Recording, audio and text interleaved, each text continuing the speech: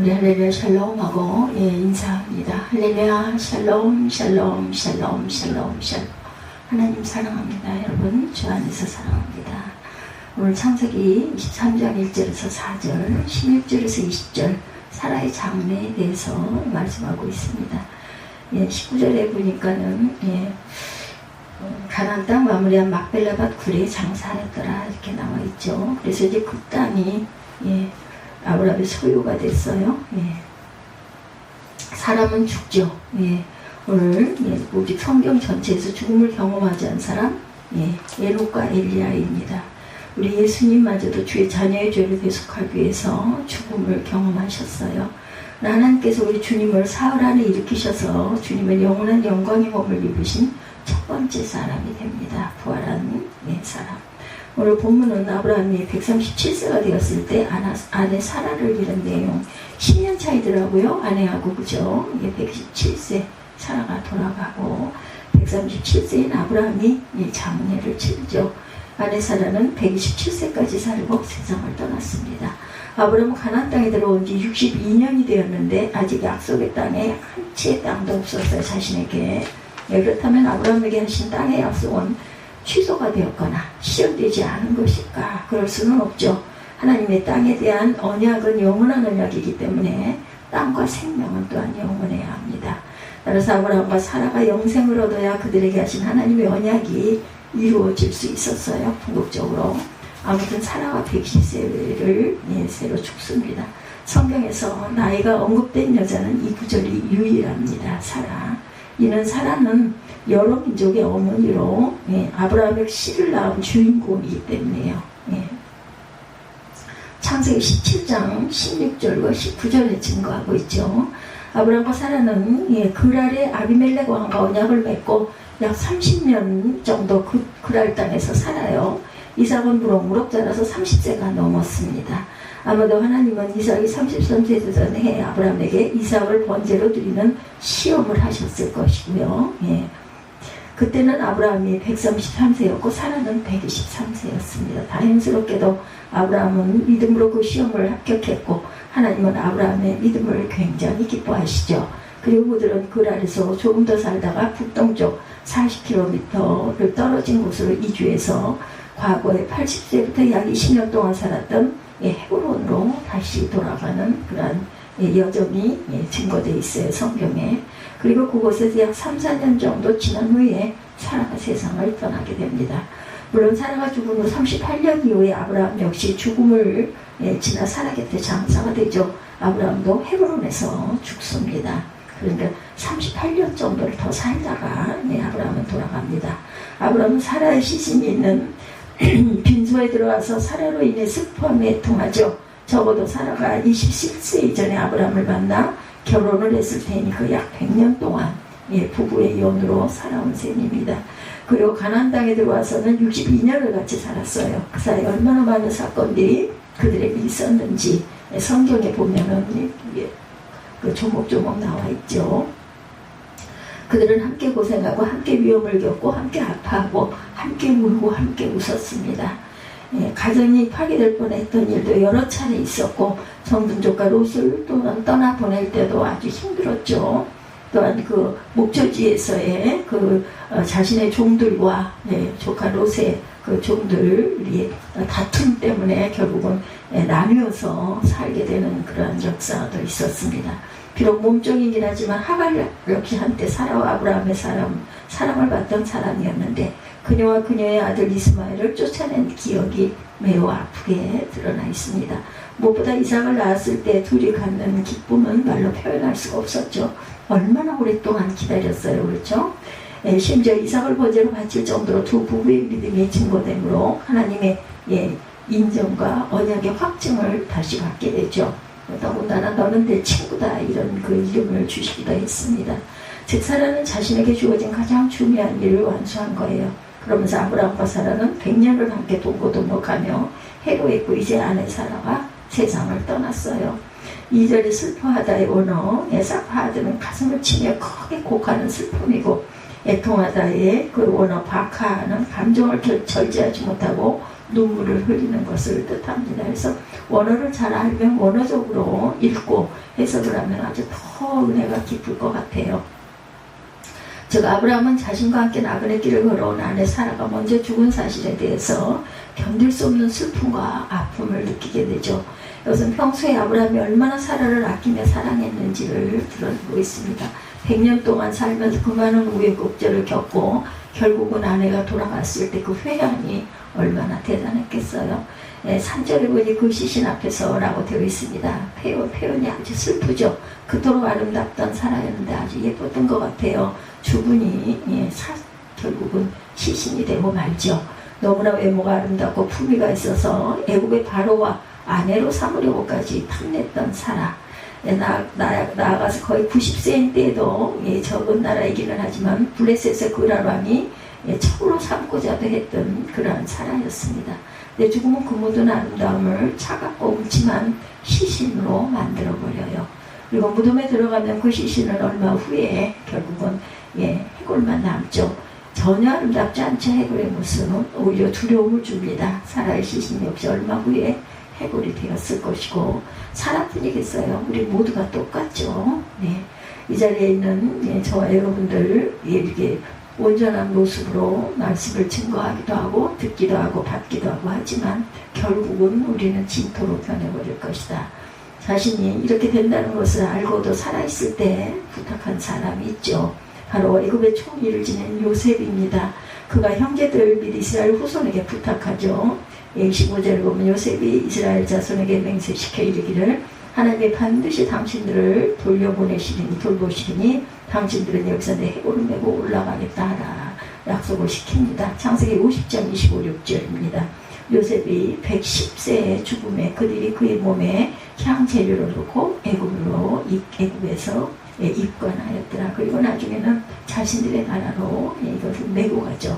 에스겔서 37장에도 보면 한 사람의 해골이 아니라 수백만의 해골들이 나오죠. 그것은 이스라엘 족속이 몸은 살았으나 그 영이 죽은 상태를 묘사한 것으로 드러납니다. 그때 야훼 하나님의 영은 에스겔을 이끌어 해골과 뼈들로 가득한 어떤 계곡으로 계곡으로 인도하시죠. 그곳에는 수없이 많은 해골과 뼈다귀들이 있었어요. 이때 야훼 하나님께서 에스겔에게 묻죠. 인자야, 이 뼈들이 살아날 수 있겠느냐. 그리고 말씀하시죠. 이 마른 뼈들이 야훼 말씀을 들으면 살아나리라. 내가 숨을 불어넣으면 살아나리라. 그러면 그들이 내가 야훼 하나님이라는 것을 알게 되리라. 인자야, 너는 지금 내가 한 말을 뼈들에게 대언하거라. 이렇게 말하는 장면이 나옵니다. 이 에스겔이 말씀을 대언하죠. 그래서 덜컹거리는 소리가 들리며 뼈들이 서로 한데 모이더니 뼈끼리 이어져서 살아나죠. 그리고 생기가 그 해골과 뼈다귀를 가운데 들어가 그들이 살아납니다. 주께서 말씀하시죠. 내 백성아, 내가 너희의 무덤을 열고 너희를 그곳에서 끌어낼 때 너희는 내가 야훼라는 것을 알게 될 것이다. 내가 나의 영을 너희 속에 두고 너희가 살 수 있게 할 것이다. 이렇게 말씀하세요. 그리고 내가 너희를 너희 땅에 정착시킬 것이다. 그때 너희는 나 야훼가 그것을 말하였고 이루었다는 것을 알게 될 것이다. 나 야훼의 말이니라. 지금 에스겔이 받은 말씀은 놀랍게도 아브라함에게 하신 언약의 말씀과 같습니다. 즉 영원한 땅에 대한 약속 및 영생의 약속입니다. 그리고 영생을 주시기 위해서 복음의 말씀이 선포되고 주의 영이 역사하시는 것을 또한 보여주죠. 그러면서 먼저 영으로 거듭날 것이며 그 이후에 온몸이 영화의 몸으로 부활하면서 영원한 약속의 땅을 기업으로 받게 될 것이다. 아브라함은 하나님이 주신 언약 때문에 먼 훗날 오실 아브라함의 그 씨로 인해서 사라가 다시 일어날 것을 알고 있었어요. 아브라함은 온 영혼과 몸이 다시 일어나 영원한 땅을 소유하게 될 것을 하나님의 약속을 믿음으로 믿고 알고 있었다. 그 믿음 때문에 아브라함은 이삭을 번제로 드릴 수도 있었던 것이죠. 그러나 영원한 생활과 새 땅의 내세에 대한 소망을 가지고 있더라도 당장 사랑하는 아내와 헤어져야 하는 것은 억제할 수 없는 슬픔이다. 100년을 함께 살았어요. 100년을. 이제 아브라함이 바라는 것은 이 땅에 살았던 그 아름답고 건강했던 아내를 훗날 이 땅에서 다시 만나 영원히 죽지 않고 살아가는 것이 아마 소망이었을 것입니다. 놀라운 것은 아브라함은 땅에 대한 하나님의 언약은 그 당시에 가나안 땅이 아니라는 것을 정확하게 알고 있었다는 거죠. 제가 아브라함이 주의 언약으로부터 기대한 땅은 놀랍게도 영원한 땅, 새하늘과 새 땅이었다라는 것이죠. 그리고 그 땅은 아브라함의 씨가 올 때에 죄사함과 부활의 역사와 함께 허락을 받은 것을 또한 알고 있었죠. 예, 그래서 아브라함은 장막을 치고 살면서 자신을 나는 나그네요 거류하는 자다 이렇게 표현합니다. 거류하는 자라는 말은 여행자라는 뜻이에요. 예, 가장 멋진 번역은 순례자이죠. 즉 아브라함은 나는 나그네요 순례자다라는 말하는 것입니다. 이에 대해서 히브리서 저자가 정확하게 설명을 하고 있습니다. 믿음으로 아브라함은 부르심을 받았을 때 순종하여 장래 유업으로 받을 땅에 나아갈새 갈 바를 알지 못하고 나아갔으며 믿음으로 그가 이방의 땅에 있는 것까지 약속의 땅에 거류하여 동일한 약속을 유업으로 함께 받은 이삭 및 야곱과 더불어 장막에 거하였으니 이는 그가 하나님의 계획하시고 지으실 터가 있는 성을 받았습니다. 이 사람들은 다 믿음을 따라 죽었으며 약속을 받지 못하였을 때 그것들을 멀리서 보고 환영하며 또 땅에서는 외국인과 나그네임을 증언하였으니 그들이 이같이 말한 것은 자기들이 번향치 않는 자임을 나그네임을 말하였더라. 이렇게 히브리서에 증거하고 있습니다. 15절에도 그들이 나온 바 본향을 생각하였더라면 돌아갈 기회가 있었으리라. 그들이 이제는 더 나은 본향을 사모하니 곧 하늘에 있는 것이라. 이러므로 하나님이 그들의 하나님이라 일컬음 받으심을 부끄러워하지 아니하시고 그들을 위하여 한 성을 예비하였느니라. 히브리서 11장 8절에서 10절, 13절에서 16절까지의 내용입니다. 여기서 한 성은 궁극적으로 새하늘과 새 땅에서 사는 예루살렘 도성을 말하고 있죠. 베드로 역시 분명하게 이 땅에서의 성도의 정체성을 알립니다. 우리는 이 땅에서 나그네지만 썩지 않은 영원한 땅과 부활의 생명이 보장되어 있다. 예수 그리스도의 사도 베드로는 본토 갈라디아, 갑바도니아, 도기아, 아시아와 비두니아에 흩어진 나그네, 곧 하나님 아버지의 미리 아심을 따라 성령의 거룩하게 하심으로 순종함과 예수 그리스도의 피뿌림을 얻기 위하여 택하심을 받은 자들에게 편지하노니 그의 많으신 긍휼대로 예수 그리스도를 죽은 자 가운데서 부활하게 하심으로 말미암아 우리를 거듭나게 하사 산 소망이 있게 하시며 썩지 않고 더럽지 않고 쇠하지 아니하는 유업을 있게 하시나니 곧 너희를 위하여 하늘에 간직하신 것이라. 베드로전서 1장 1절에서 4절에 이렇게 증거되어 있어요. 이처럼 아브라함은 하나님의 언약이 영원하신 하나님의 영원한 경륜이라는 것을 알고 있었다. 따라서 그 언약의 시작은 사라와 그 씨로 모시는 메시아에 의해 이루어질 것을 믿음으로 바라보면서 부활을 소망하며 약속했던 가나안에 사라의 시신을 장사하고자 한 것이죠. 이 아브라함은 주의 약속이 담긴 1차적인 가나안 땅의 주의 약속을 소망하는 믿음의 흔적을 남기게 되죠. 이는 부활에 대한 소망을 행동으로 표시한 것이며 주의 약속을 믿는다는 그의 마음의 증거였다. 따라서 아브라함은 그 땅에 살던 해족 속에게 가서 그들이 소유한 막벨라 굴을 구입하고자 하죠. 놀랍게도 아브라함은 가나안 땅에 들어와서 지금까지 보낸 지난 62년 동안 하나님으로부터 무려 적어도 8번 이상 땅에 대한 약속을 들었음에도 불구하고 아직 한 치의 땅도 얻지 못했어요. 즉 완벽한 나그네일 뿐이었고 순례자였다는 것이죠. 이 아브라함이 헤브론의 땅을 소유하고 있는 해족 속에게 나아가서 말합니다. 13장 4절이죠. 나는 당신들 중에 나그네요 거류하는 자인 당신들 중에서 내게 매정한 소유주를 주어 내가 나의 죽은 자를 내 앞에서 내어다가 장사하게 하시오. 그래서 해족 속들이 대단한 부자였던 아브라함에게 대답하죠. 6절에 내 주여 들으소서 당신은 우리 가운데 있는 하나님의 세우신 지도자이오니 우리 묘실 중에서 좋은 곳을 택하여 당신의 죽은 자를 장사하소서. 우리 중에서 자기 묘실에 당신의 죽은 자 장사함을 금할 자가 없으리다. 그냥 가져다 써라 이렇게 얘기를 해요. 7절부터 18절은 아브라함의 해족 속으로 땅을 사는 내용들이 쭉 기록되어 있습니다. 신기한 것은 성경은 사라의 죽음에 대한 묘사는 한 절만 할당하고 땅을 사는 내용은 무려 12절을 할당했다는 것. 그만큼 중요했겠죠. 그 이유는 하나님이 아브라함에게 하신 영원한 땅의 값을 치르고 구입하는 처음 행위였기 때문입니다. 또한 이 행위는 궁극적인 언약의 성취를 위해서 하나님의 아들 그리스도께서 무한한 값을 치르시는 행위의 예표이기도 하죠. 또한 아브라함은 이 행위가 그가 부활을 믿고 영원한 새하늘과 새 땅을 소망하는 것을 보여주고 있는 아주 중요한 구절이에요.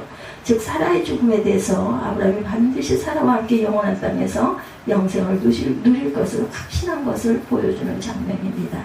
그래서 땅을 샀다는 것이 그토록 중요한 사건이 된 것이며 이는 우리에게도 동일한 영원한 기업에 대해서 아브라함과 같은 믿음을 가질 것을 도전하고 있는 내용이다. 그래서 23장의 끝부분은 땅을 구입했다는 내용으로 끝이 납니다. 16절부터 20절까지죠. 아브라함이 에브론의 말을 따라 에브론이 해쪽 속에 듣는 데서 말한 대로 상인이 통용하는 은 400세겔을 따라 에브론에게 주었더니 마무리한 막벨라에 있는 에브론의 밭 곧 그 밭과 거기에 속한 굴과 그 밭과 그 주위에 들린 모든 나무와 성문에 들어온 모든 해축속이 보는 데서 아브라함의 소유로 확정된지라. 18절이죠. 19절입니다. 그 이후 아브라함이 그 안에 사라를 가나안 땅 마므리아 막벨라 밭 굴에 장사하였더라. 오늘 제목입니다. 막벨라 굴에 장사하였더라. 마므레는 곧 헤브론이라 이렇게 번역이 되어 있습니다. 이와 같이 그 밭과 거기에 속한 굴이 해축 속으로부터 아브라함에게 매장할 소유주로 확정되었다. 이 내용은 법정에서 증인들이 있는 곳에 마므레아 막벨라 굴과 또한 그 주위의 모든 나무 정확한 경계가 그어진 땅을 원래 소유자 에브론에게서 아브라함의 상인이 통용하는 은 400세겔로 샀다. 이런 내용이죠. 해족성은 아브라함에게 왜 땅을 사려고 하느냐? 그 당시 당신 아내를 우리의 묘실 중 적절한 곳에 매장하라. 누가 뭐라 하더라도 아무도 말을 하지 않을 것이다 라고 말하죠. 그러나 그들의 말은 법적인 효력이 없기 때문에 상황에 따라 얼마든지 마음이 변하죠. 우리 마음들이 변합니다. 얼마든지 바뀔 수가 있기 때문에 그들의 묘실에 사람만 그 장사 지내는 것을 허락하는 것인지 다른 가족이나 후손에 대해서 허락한 것은 아니죠. 아무튼 아브라함이 돈을 내고 사겠다는 의도를 분명하게 하니 땅 소유자 에브론이 거래를 위해서 법정에 있는 곳으로 아브라함을 데려가죠. 이것이 10절 내용입니다. 그리고 법정 앞에서 땅 가격을 제시하죠. 그 가격은 은 400세겔. 이는 저울로 은 400세겔의 무게를 재어서 은을 겁내는 것을 뜻하는데 마가복음 약 4.6kg이 된다고 합니다. 4.6kg 대단한 무게예요. 그 당시 1년 노동자의 품값이 은 10세겔이었다고 합니다. 그러니 은 400세겔은 일반 노동자가 40년 품삯입니다. 첫 막벨라 굴을 파는 해초성은 최고 가격을 부른 것이죠. 아마도 아브라함이 흥정을 하면 좀 깎아줄 것까지 계산해서 높은 가격을 책정한 건데 아브라함은 처음 부르는 가격 그대로 지불을 합니다. 아브라함은 어떻게 큰 돈을 지불할 수 있었나? 부자였기 때문이에요. 그는 그돌라오멜과 연합한 왕과의 큰 전쟁에서 이기고 돌아올 때 소돔왕 베라가 아브라함을 부자로 만들어 주었다는 주장과 소문을 막기 위해서 한 푼도 챙기지를 않습니다. 14장 22절에 보면 아브라함의 소돔 왕에게 이르되 천지의 주제이시오 지극히 높으신 하나님 야훼께서 내가 손을 들며 맹세하노니 내 말이 내가 아브라함으로 치부하게 하였다 할까 하여 내게 속한 것을 실하는노라 들매끈 한 가닥도 내가 가지지 아니하리라. 제가 아브라함이 부자가 된 것은 장막을 치고 살면서 가축을 기른 것으로 부자가 된 것인데 이는 오직 하나님의 풍성한 복을 받았기 때문이다. 그는 이처럼 부유했기 때문에 하나님의 약속을 미리 맛볼 수 있는 상황에서 돈의 액수는 문제가 되지 않았다.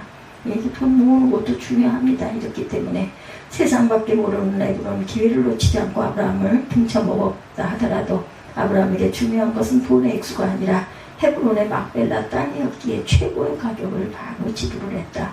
이는 그 땅을 비싸게 사든 말든 아내를 장례하는 것과 주의 약속의 시련을 친히 경험하는 것은 돈과 비교할 수 없는 아브라함의 마음이었던 거죠.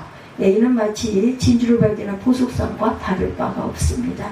여러분들 아시죠? 마태복음 13장 44절에서 46절 천국은 마치 밭에 감춘 보화와 같으니 사람이 이를 발견한 후에 숨겨두고 기뻐하며 돌아가서 자기의 소유를 다 팔아 그 밭을 사느니라. 또 천국은 마치 좋은 진주를 구하는 장사와 같으니 극히 값진 진주 하나를 발견하며 가서 자기의 소유를 팔아 그 진주를 사느니라. 주를 따르고자 할 때 당장 좋은 집을 팔고 가난한 집에서 살아야 할지도 몰라요. 그렇죠? 그러나 주의를 할 때는 돈이 중요하지가 않다. 어찌 은 400세겔이 아나 사라와 아브라함 그리고 그 아들 이삭, 리브와 야곱, 레아 등 후손들이 영원한 땅을 소유하는 것과 비교할 수가 있었겠는가. 하나님의 도움으로 부자가 된 아브라함은 은 400세겔을 내는데 흥정하지 않습니다. 이는 영원한 일은 돈이 문제가 될 수 없기 때문인 것이죠. 여러분들도 이 마음을 헤아리시기 바래요. 하나님의 나라를 돈으로 이룰 수 있다고 생각하는 것은 잘못된 것입니다. 하나님 나라의 일은 오직 하나님의 아들의 희생의 가치를 아시는 성령께서 그 무한한 가치와 효력으로 영생의 역사를 일으키심으로 이루어진 것이다. 아브라함은 결국 최고의 은 400을 주고 막벨라 굴과 그 주변의 땅을 구입합니다. 이로써 아브라함은 이 세상에서 공식적으로 그리고 합법적으로 자기 땅을 얻게 됩니다. 놀랍게도 그 땅은 하나님의 약속으로 주시겠다고 하신 땅의 지극히 작은 일부였죠.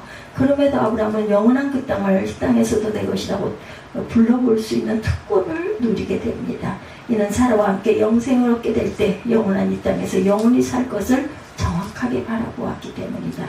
바라봄의 법칙이 아주 중요합니다. 그 후에 여호수아 24장 32절에 보면 야곱 본인은 막벨라 굴에 장사되었지만 죽기 전에 아브라함의 후손들을 위해 하몰의 자손들에게서 세겜 땅을 산 것을 또한 알 수가 있죠. 그것은 아브라함이 하나님의 약속에 따라 가나안 땅에 처음 들어갈 때 밟았던 땅이에요.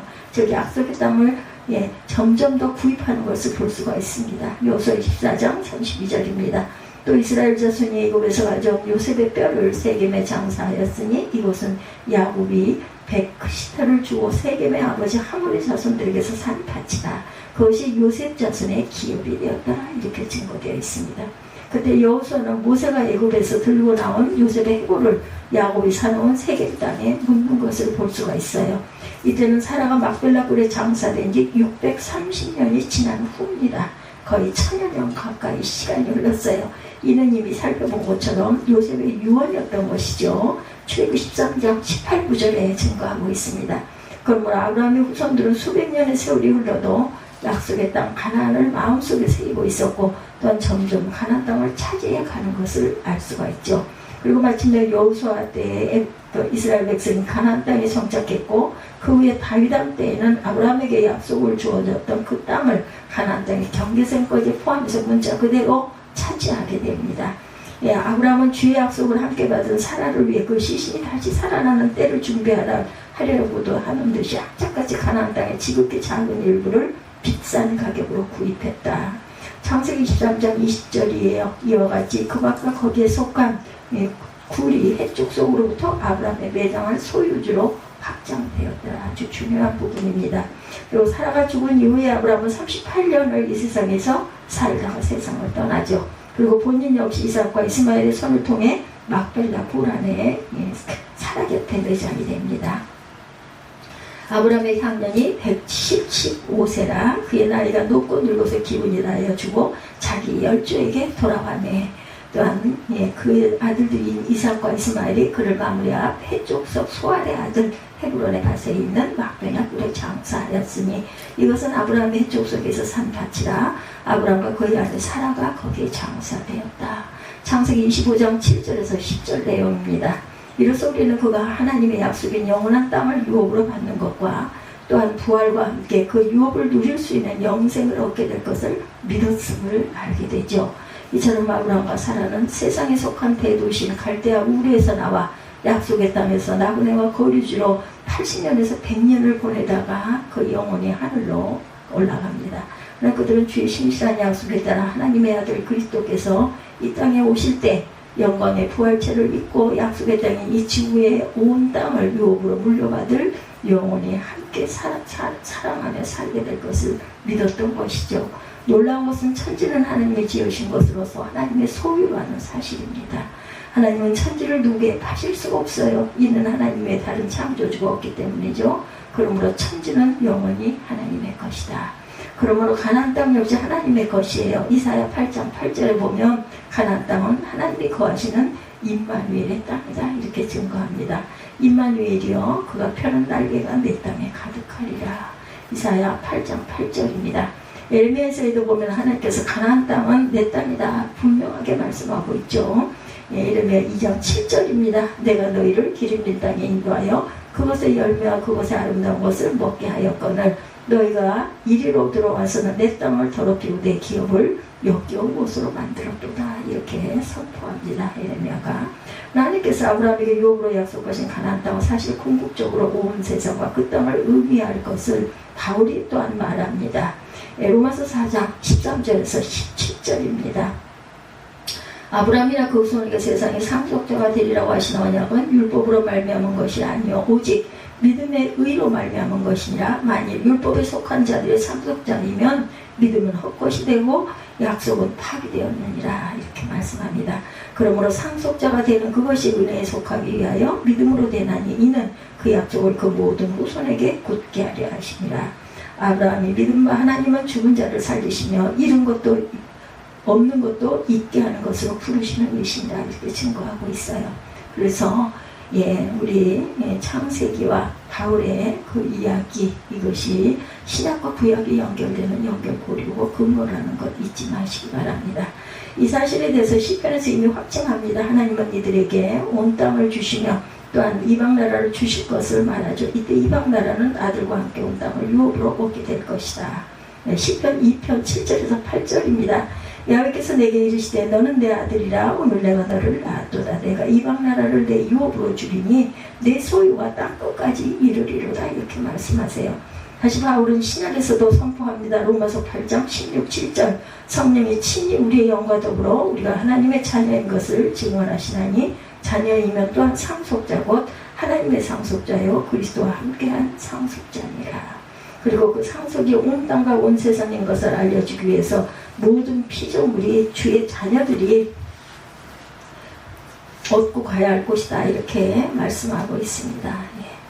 우리에게 영원한 약속의 땅이 우리의 소망이죠. 우리는 현재 이 땅에서 절대로 마음을 빼앗겨서는 안 된다. 장차 우리에게 영원한 유업으로 주어질 예수님의 재림 이후의 새하늘과 새 땅을 바라볼 줄 알아야 합니다. 한편 하나님은 천지를 지으실 때 온 세상을 누구에게 의인들에게 주시려고 지으시죠. 즉 하나님의 천지 가운데 죄가 설 곳이 없게 하시고 하나님의 의로운 자녀들이 온 세상을 영원한 유업으로 받아 누리도록 뜻하셨다라는 것. 그러므로 영원한 유업을 얻게 될 자들은 무엇보다도 죄 문제가 있어서는 안 된다. 놀랍게도 하나님은 땅이 악인을 토해내도록 정하셔요. 그리고 악인은 결코 땅을 유업으로 얻을 수가 없습니다.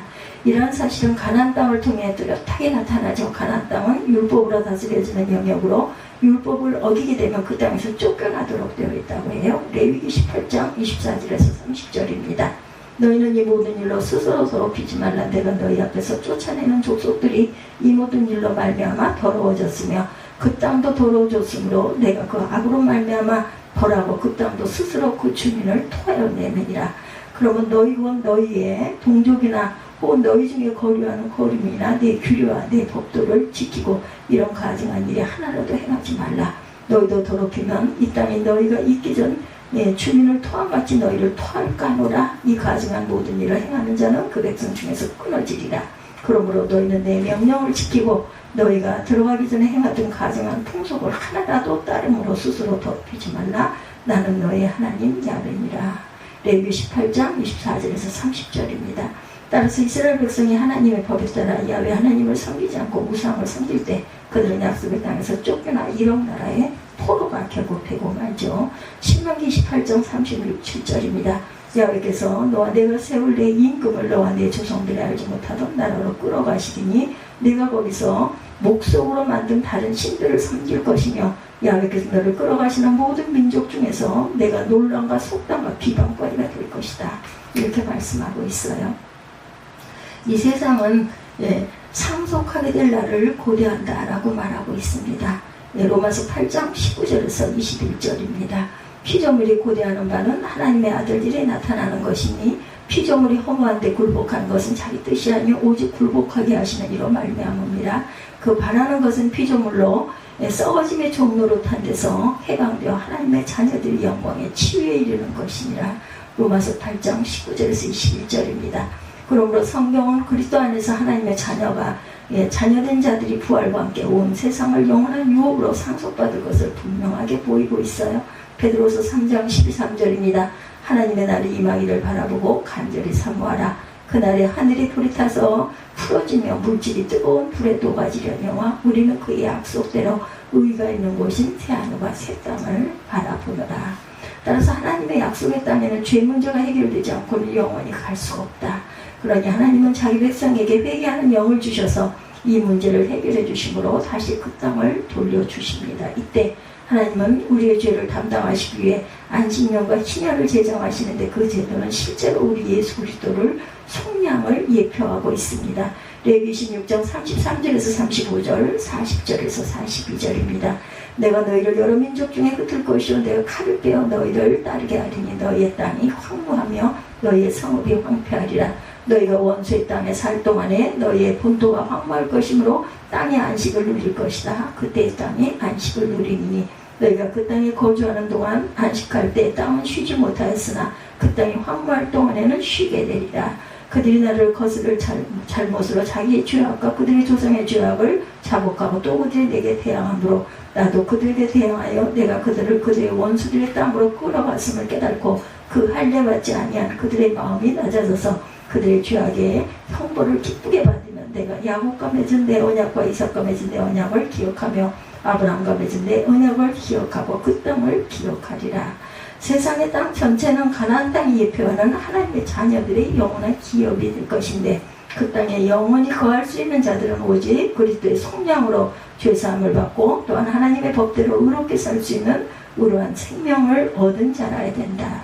그러므로 영원한 땅을 유업으로 얻는 자는 거듭난 사람이어야 하며 그리스도에 연합한 사람이어야 한다는 것입니다. 이 하나님께서 죄인들에게 이 땅을 주시기 위해서 하나님의 아들을 보내셔서 그들의 죄 문제를 해결해 주시기를 기뻐하셨다는 거죠. 요한복음 3장 15절에서 17절입니다. 이는 그를 믿는 자마다 영생을 얻게 하심이라. 하나님의 세상을 이처럼 사랑하사 독생자를 주셨으니 이는 그를 믿는 자마다 멸망치 않고 영생을 얻게 하려 하심이라. 하나님 그 아들을 세상에 보내신 것은 그로 말미암아 세상이 구원을 받게 하려 하심이라. 그러므로 예수께서 산상수훈을 통해 사실을 분명하게 교훈하시죠. 마태복음 5장 3절, 5절, 8절, 10절입니다. 여러분 아시죠? 예, 산상수훈. 심령에 가난 자는 복이 있나니 천국에 그들일 것이요 온유한 자는 복이 있나니 그들의 땅을 기업으로 받을 것이요 마음이 정결한 자는 복이 있나니 그들의 하나님을 볼 것이며 의를 위하여 박해를 받는 자는 복이 있나니 천국이 그들의 것이니라. 네, 저와 여러분이 자신의 생명과 보혈로 죄값을 치르신 그리스도를 믿어야만 이 땅에서 영원히 살 수 있는 권한이 생기고 오직 그리스도 안에서 성령으로 거듭나 주의 생명을 소유한 자들만이 이 땅을 영원한 유업으로 받을 수 있다. 이는 이 땅은 하나님이 주인이시고 그분의 아들 예수 그리스도께서 자기 백성을 위해서 피로 값주고 사신 세상이기 때문이라는 것. 그러므로 현재 이 땅의 주인은 당연히 하나님이시지만 또한 동시에 이 땅은 우리 주 예수 그리스도의 것이다. 즉 우리 예수 그리스도께서는 사람이신 그리스도로서 현재 만유해 주심의 만왕의 왕입니다. 따라서 그리스도께서 그 엎드려 그 발에 입맞추는 자만이 그 땅을 주께로부터 유업으로 받게 된다는 것. 그러나 그리스도를 왕으로 모시지 않는 자들은 결코 이 땅의 주인이신 그리스도의 나라에 들어올 수가 없어요. 더욱 놀라운 것은 아브라함이 오늘 사라와 그 후손을 위해 막벨라 굴과 그 땅을 산 것, 가나안 땅에 대한 하나님의 약속을 실제로 누리는 상징적인 보증이었습니다. 마찬가지로 그리스도의 피값으로 죄사함을 받고 거듭난 저와 여러분은 성령을 보증으로 받죠. 무엇에 대한 보증입니까? 장차 유업으로 주실 영원한 땅과 나라와 부활에 대한 보증이다. 고린도후서 1장 20절에서 22절입니다. 하나님의 약속은 얼마든지 그리스도 안에서 이해가 되니 그런지 그로 말미암아 우리가 아멘하여 하나님께 영광을 돌리게 하느니라. 그것 또한 우리에게 인치시고 그 보증으로 우리 마음에 성령을 주셨느니라. 고린도후서 5장 1절에서 2절 5절입니다. 만일 땅에 있는 우리의 장막집이 무너지면 하나님께서 지으신 집 곧 손으로 지은 것이 아니요 하늘에 있는 영원한 집이 우리에게 있는 줄 아느니라. 참으로 우리가 여기 있어 탄식하며 하늘로부터 오는 우리 처소를 던지기를 간절히 사모하노라. 이것을 우리에게 이루게 하시고 보증으로 성령을 우리에게 주시는 누구세요? 하나님이십니다. 그러면 우리는 어떻게 살아야 할 것인가? 새하늘과 새 땅에서 주께서 베푸실 영광이 너무나 큰 차이가 나기 때문에 철저하게 주를 믿고 순종하며 거룩하고 신실한 삶을 살아야 할 것이다.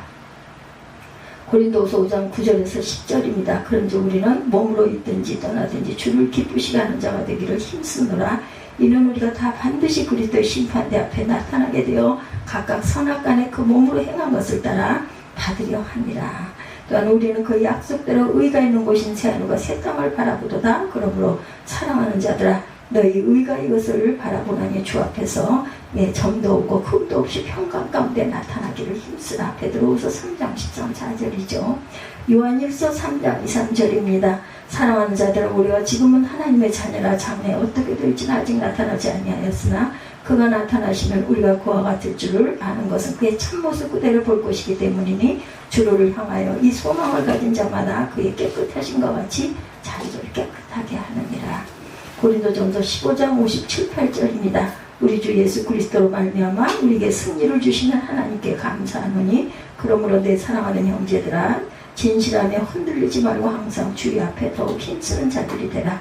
이는 너희 수고가 주 안에서 헛되지 않을 줄 알미라.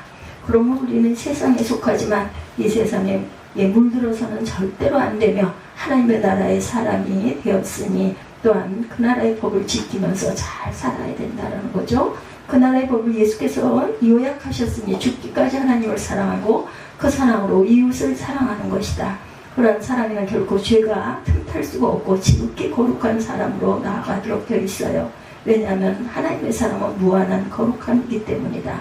따라서 우리는 함께 거룩한 성전으로 상징되어서 하나가 되어야 한다는 것이죠. 에베소서 2장 19절에서 22절입니다. 그러므로 이제부터 너희는 외인도 아니요 나그네도 아니요 오직 성도들과 동일한 시민이요 하나님의 권속이라. 너희는 사도들과 선지자들이 더 위에 세우심을 이룬 자라. 그리스도 예수께서 친히 모퉁이 돌이 되셨느니라. 그의 안에서 건물마다 서로 연결하며 주 앞에서 성전이 되어가고 너희도 성전 안에서 성령 안에서 하나님의 거하실 처소가 되기 위해서 그리스도 예수 안에서 함께 지어져 가느니라. 우리 모두는 사라와 같이 우리의 죄 때문에 죽음을 지날 수밖에 없습니다. 따라서 한 사람이 예외 없이 사랑하는 아들과 잠시 헤어져야하는 슬픔을 지니게 될 것이에요. 슬픔에 위로가 있는 것은 부활의 확실한 소망과 함께 다시 눈과 눈을 보며 손과 손을 붙들고 만날 수 있다라는 위로입니다. 그리스도 안에서 있지 않은 자들, 그러한 소망이 없죠. 따라서 우리 가족 중에 불신상들을 세상을 떠나는 자가 있다면 영원토록 다시는 만나볼 수가 없을 것이다. 오늘 이 자리에 계신 저와 여러분들, 아브라함과 사라처럼 다시 만날 수 있는 확실한 소망을 걸고 사는 구원받는 자녀가 되시기 바라요. 온 가족이 다시 또 영원한 그리스도 나라에서 만나 이 땅을 영원한 유업으로 받아서 영원히 사랑하며 함께 살아가면 좋겠습니다. 또한 함께 오래오래 예배드리던 믿음의 동료들과 영원히 함께 살면 좋겠죠. 그러므로 이 자리에 계신 분들 중 한 분이라도 이 소망의 예외가 되는 사람이 없기를 바라요. 또한 주변에 거듭난 자는 이 세상은 잠깐이요 새하늘과 새 땅에 영원한 나라가 있음을 기억하면서 그 나라의 자녀답게 더욱 그리스도를 닮아가는 일에 힘쓰는 저와 여러분들, 그리스도를 구세주와 왕과 제사장으로 영접하고 철저하게 믿고 순종하시기 바라요. 무엇보다도 그리스도의 뜻대로 하나님의 나라와 주의 의를 먼저 구하는 삶을 살아감으로 많은 영원한 결실을 맺는 믿음들이 되시기를. 오늘 아브라함은 그가 장막을 지고 살았던 마물의 맞은편에 있는 막벨라굴에 사라를 묻었어요. 아브라함이 그곳에 거하는 한 그는 사라가 여전히 그와 함께 있는 것처럼 느꼈을 것입니다. 그는 그녀의 이 땅에서의 모습을 깊게 사랑했고 그는 사라의 삶이 영원히 끝난 것이 아니라 그것을 너무나 잘 알고 믿고 있었던 거. 오늘날 구속자가 오셔서 하나님의 영원한 언약에 따라 영원한 땅을 유업으로 주셨을 때 그녀는 주를 믿는 자들과 함께 부활했겠죠. 그리스도께서 다시 오실 때 믿음 안에서 아브라함과 사라와 하나가 되었던 자들은 그들과 함께 모두 영광 중에 일어날 것입니다. 이를 보정하기 위해서 예수 그리스도께서는 친히 무덤에서 부활하세요. 그리고 만유의 주가 되셨죠. 이제 이 세상은 주의 것이며 그 누구도 피로 세상을 사신 주께로부터 이 세상을 빼앗을 수 있는 자는 없다. 어느 날 그리스도께서 자기에게 속한 모든 사람을 위해 죽음의 사슬을 끊어버리실 것입니다. 그리고 그들에게 영원한 땅을 기업으로 주실 거예요. 이 구약은 이러한 영원한 기업을 주는 예표로 12지파에게 가문과 가정과 개인에게 땅을 나누어주는 장면을 세밀하게 구체적으로 묘사하고 있다. 그러므로 주께 속한 주의 우리 백성은 주를 믿는 사랑하는 자들이 죽었을 때도 위로를 가질 수가 있고 심지어 자신의 죽음이 가까웠을 때 이런 위로가 그들을 붙들어 줄 것입니다. 분명한 것은 그들은 이 땅을 잠시 떠날 것이지만 어느 날 죽음과 악과 원수들이 완전히 제거된 새로운 땅으로 영광의 부활의 몸으로 돌아와서 이 땅을 영원한 유업으로 받게 될 것이라는 것.